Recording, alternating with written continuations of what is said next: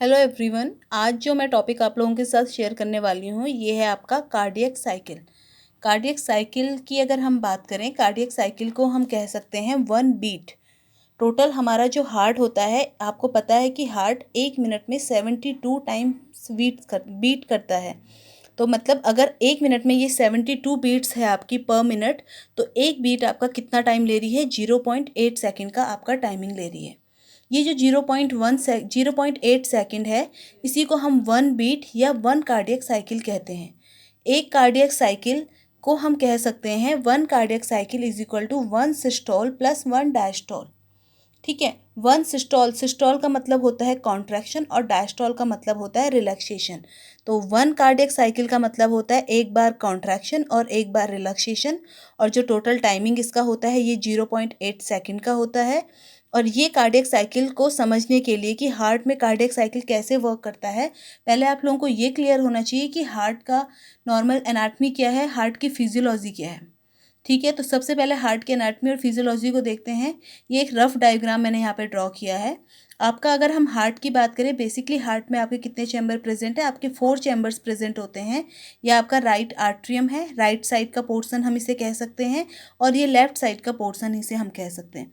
Right side में जो ऊपर का आपका चैम्बर है, फर्स्ट चैम्बर है राइट आर्ट्रियम। फिर राइट आर्ट्रियम सेकेंड चैम्बर है राइट वेंट्रिकल। राइट आर्ट्रियम और राइट वेंट्रिकल के बीच में जो आपका वॉल्व प्रेजेंट होता है, that is called tricuspid valve. Same as it is left atrium और लेफ्ट वेंट्रिकल के बीच में जो वॉल्व प्रेजेंट होता है, that is called bicuspid valve, और हम इसको मिट्रल वॉल्व भी कहते हैं। ठीक है। आपके हार्ट में 4 चैम्बर होते हैं। जो वॉल्व प्रेजेंट होते हैं आपके atrioventricular valve. Atrioventricular जो आर्ट्रियम और वेंट्रिकल के बीच में होता है, that is called atrioventricular valve. इसमें ट्राइकस्पिड और बाइकस्पिड हो गया। सेकंड, आपके सेमिल्यूनर वॉल्व प्रेजेंट होते हैं। जब आपका राइट वेंट्रिकल से आपका जो ब्लड आपका पल्मोनरी वॉल्व के थ्रू लंग्स में जाता है, तो यहाँ पे एक वॉल्व प्रेजेंट होता है पल्मोनरी वॉल्व। और लेफ्ट वेंट्रिकल से जब ब्लड आपका एओर्टा में जाता है, ये आपका लेफ्ट वेंट्रिकल है। लेफ्ट वेंट्रिकल के बाद आपका जो ब्लड जाता है, इस सबसे बड़ी जो आपकी आर्टरी होती है एओर्टा, इसमें जाता है। तो यहाँ पे जो वॉल्व प्रेजेंट होता है, that is called aortic valve. ठीक है। तो बेसिकली हमने हार्ट में कितने वॉल्व हमने स्टडी कर दिए? हमने जो वॉल्व स्टडी किए हैं वो 4 हैं आपके, ट्राइकस्पिड वॉल्व, बाइकस्पिड वॉल्व, आपका पल्मोनरी और आपका एओर्टिक वॉल्व। सेकंड है आपका, अगर हम इसका मैकेनिज्म समझें कि हार्ट कैसे वर्क करता है, हार्ट का जो बेसिक फंक्शन है, फर्स्ट है आपका पंपिंग। हार्ट पंप करता है ब्लड को, ब्लड को, गैस को एक्सचेंज नहीं करता है, ब्लड को प्योर नहीं करता है। हार्ट ब्लड को सिर्फ पंप करता है। हार्ट ब्लड को पंप करके कहाँ भेजता है? लंग्स के पास भेजता है। लंग्स में गैस एक्सचेंज होती है और लंग्स ब्लड को प्योर करता है। प्योर होने के बाद ब्लड दोबारा से हार्ट के पास आता है, और हार्ट फिर इसको पंप करके पूरी की पूरी बॉडी में क्या करता है? सप्लाई करता है। हमारी बॉडी में जो हमारे हार्ट से ब्लड को लेके जाती है, हर एक ऑर्गन, हर एक पार्ट या टिश्यू या सेल तक, वो आपकी आर्टरी होती है। आर्टरी प्योर ब्लड को सप्लाई करती है पूरी बॉडी में। और जो इम्प्योर ब्लड को बॉडी के हर एक ऑर्गन से लेकर आती है आपके राइट आर्ट्रियम में, वो आपकी होती है वेन। जो सबसे बड़ी वेन आपकी सुपीरियर वेना कावा और इन्फीरियर वेना कावा है। सारी की सारी बॉडी की जो वेन्स होती हैं वो सुपीरियर और इन्फीरियर वेना कावा में आके मिलती हैं। ये इम्प्योर ब्लड लेकर आती है। सारा का सारा जो इम्प्योर ब्लड है राइट आर्ट्रियम में जाता है। राइट आर्ट्रियम के बाद ट्राइकस्पिड वॉल्व के थ्रू राइट वेंट्रिकल में। राइट वेंट्रिकल के बाद पल्मोनरी वॉल्व के थ्रू लंग्स में। पल्मोनरी आर्टरी, पल्मोनरी वॉल्व यहाँ पे होता है लंग्स में। फिर पल्मोनरी लंग्स में ये क्या होता है? गैस एक्सचेंज होती है। प्योर ब्लड आपका पल्मोनरी वेन के थ्रू लेफ्ट आर्ट्रियम में आता है। लेफ्ट आर्ट्रियम के बाद मिट्रल वॉल्व के थ्रू लेफ्ट वेंट्रिकल में, और देन लेफ्ट वेंट्रिकल से इसे एओर्टिक वॉल्व के थ्रू एओर्टा में सप्लाई कर दिया जाता है। और एओर्टा के बाद जो आपका प्योर ब्लड है, ये पूरी की पूरी बॉडी में क्या होता है? सप्लाई होता है। यहाँ पे एक चीज़ का और ध्यान रखना है, जैसे मैं बात कर रही हूँ कि आर्टरी, आर्टरी पूरे हार्ट से ऑर्गन तक ब्लड सप्लाई करती है और प्योर ब्लड होता है। और जो वेन होती है उसमें इम्प्योर या डीऑक्सीजनेटेड ब्लड होता है। बट एक एक्सेप्शनल केस है पल्मोनरी आर्टरी और पल्मोनरी वेन का। जैसे यहाँ पे जो इसका नाम है वो है पल्मोनरी आर्टरी, बट इसमें जो ब्लड होता है वो प्योर नहीं होता है, ब्लड इम्प्योर होता है। यहाँ से इम्प्योर ब्लड आया। और जो पल्मोनरी वेन, वेन में जैसे इम्प्योर ब्लड होता है, बट यही एक बॉडी में ऐसी वेन प्रेजेंट है, पल्मोनरी वेन, जिसमें क्या होता है? प्योर ब्लड प्रेजेंट होता है। तो ये बेसिक आपका हार्ट है। हार्ट कि ये जो एक फिजियोलॉजी है, हार्ट में कितने चैम्बर होते हैं, हार्ट कैसे पंप कर रहा है, ब्लड आ रहा है, और जो उसका पाथवे है, नॉर्मल पाथवे, वो आप लोगों को क्लियर होना चाहिए। एक बार और मैं इसको इन शॉर्ट बता देती हूँ। हमारी बॉडी से जो इम्प्योर ब्लड है वो सुपीरियर और इन्फीरियर वेना कावा के थ्रू राइट आर्ट्रियम में आते हैं। राइट आर्ट्रियम के बाद यहाँ पे जो वॉल्व है, ट्राइकस्पिड वॉल्व, राइट आर्ट्रियम से ट्राइकस्पिड वॉल्व ओपन होता है, ये राइट वेंट्रिकल में जाते हैं। राइट वेंट्रिकल से ये इम्प्योर ब्लड आपका पल्मोनरी आर्टरी, यहाँ पे बीच में पल्मोनरी वॉल्व प्रेजेंट होता है, इसके थ्रू ये कहाँ जाता है, लंग्स में। लंग्स में आपकी गैस एक्सचेंज होती है, देन प्योर होके ब्लड पल्मोनरी वेन के थ्रू कहाँ आता है, लेफ्ट आर्ट्रियम में। लेफ्ट आर्ट्रियम के बाद बाइकस्पिड वॉल्व ओपन होता है, मिट्रल वॉल्व।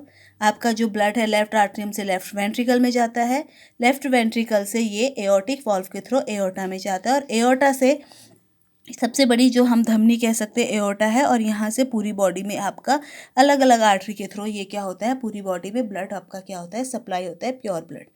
ये आपका हार्ट का है। अब हम बात कर रहे हैं cardiac cycle. Cardiac cycle means 1 beat होता है जिसका टाइमिंग 0.8 सेकेंड होता है।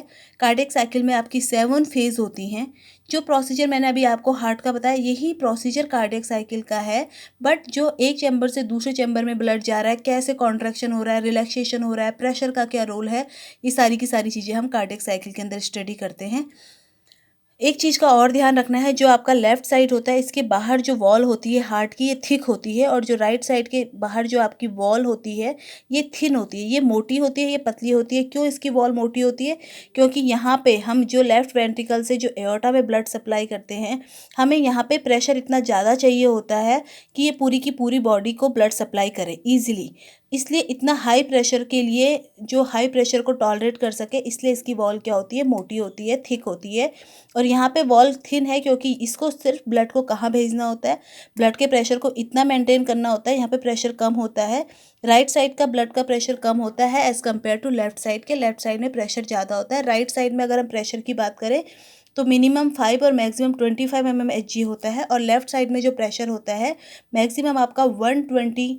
और अगर प्रेशर सपोज करो जैसे किसी का हाई ब्लड प्रेशर है तो और ज़्यादा प्रेशर को क्या करने की कैपेसिटी होती है इसकी, उसको टॉलरेट करने की कैपेसिटी होती है। तो लेफ्ट साइड जो प्रेशर होता है आपका वैसे मैक्सिमम आपका 120 तक होता है। ठीक है।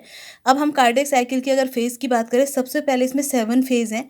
7 फेज़ में फर्स्ट है आपकी आर्ट्रियल कॉन्ट्रैक्शन, सेकंड है isovolumetric phase contraction, rapid ventricular ejection, slow ventricular ejection phase, isovolumetric relaxation, rapid passive ventricular filling phase, slow passive ventricular filling phase.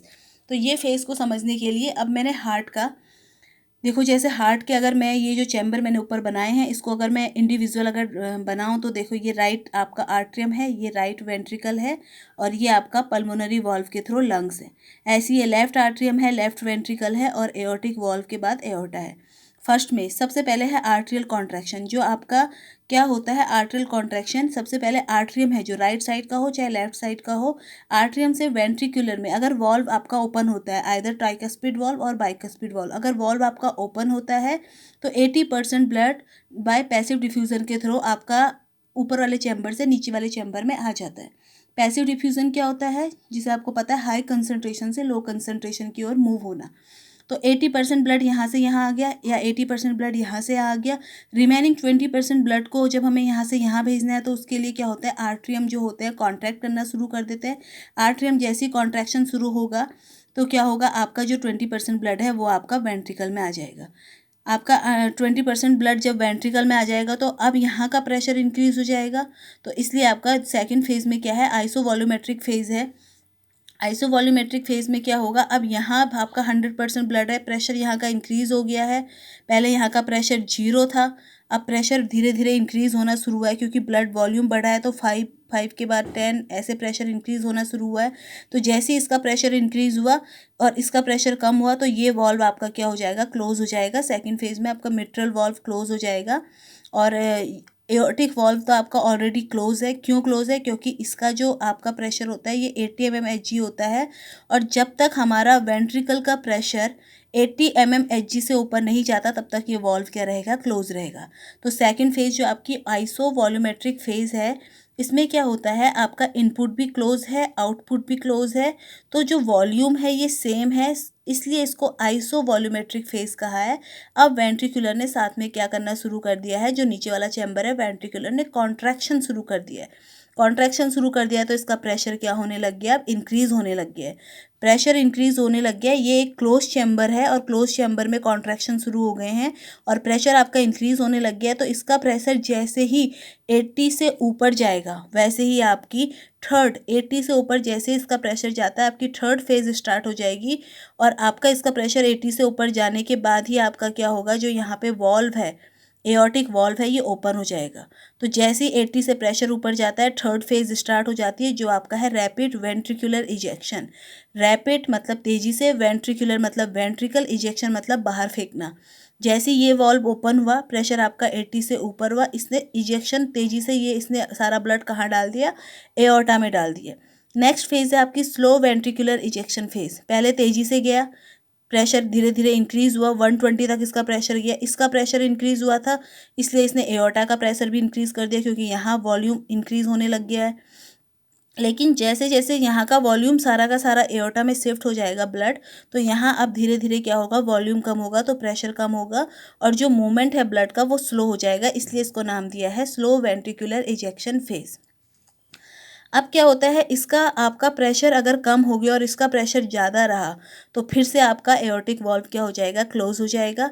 इसका प्रेशर कम है, अब इसका प्रेशर ज़्यादा है। क्यों ज़्यादा है प्रेशर आपका लेफ्ट आर्ट्रियम का, क्योंकि यहाँ क्या हो रहा है, हार्ट से जो आपका पल्मोनरी लंग से जो पल्मोनरी वेन है ये ब्लड को यहाँ फिल कर रही है, एज अ टैंक ये ब्लड फिल हो रहा है, तो इसका प्रेशर क्या हो गया, इंक्रीज हो गया है। अब इसका प्रेशर इंक्रीज हो गया है, ठीक है, इसका प्रेशर कम है और इसका प्रेशर भी बढ़ गया है, तो दोनों वाल्व दोबारा से क्लोज हो जाएंगे, इसलिए इसको आइसो वॉल्यूमेट्रिक रिलैक्सेशन। अब यहाँ भी वॉल्यूम कम है तो ये रिलैक्स कर रहा है, तो that is called isovolumetric relaxation phase. Next phase है आपकी rapid passive ventricular filling phase. देखो नाम से क्लियर हो रहा है, rapid passive ventricular filling phase. Rapid मतलब तेजी से, पैसिव वेंट्रिकुलर, पैसिव ये वेंट्रिकुलर तो ये होता है, फिलिंग ये अब तेजी से फिल हो रहा है पैसिव मैकेनिज्म के थ्रू, क्योंकि अब जैसे इसका प्रेशर कम हुआ इसका प्रेशर इंक्रीज हुआ, तो अब क्या हुआ, ये वॉल्व आपका ओपन होगा और जैसे ये वॉल्व आपका ओपन होता है मिट्रल वॉल्व, तो आपका क्या होगा, तेजी से, मैंने पहले ही बोला है कि 80% ब्लड आपका आर्ट्रियम से वेंट्रिकुलर में मूव करता है पैसिव मैकेनिज्म के थ्रू, विदाउट एनी फोर्स या विदाउट एनी एनर्जी, ठीक है। तो 80% ब्लड जब आया तो तेजी से आया, इसलिए that is called rapid passive ventricular filling phase.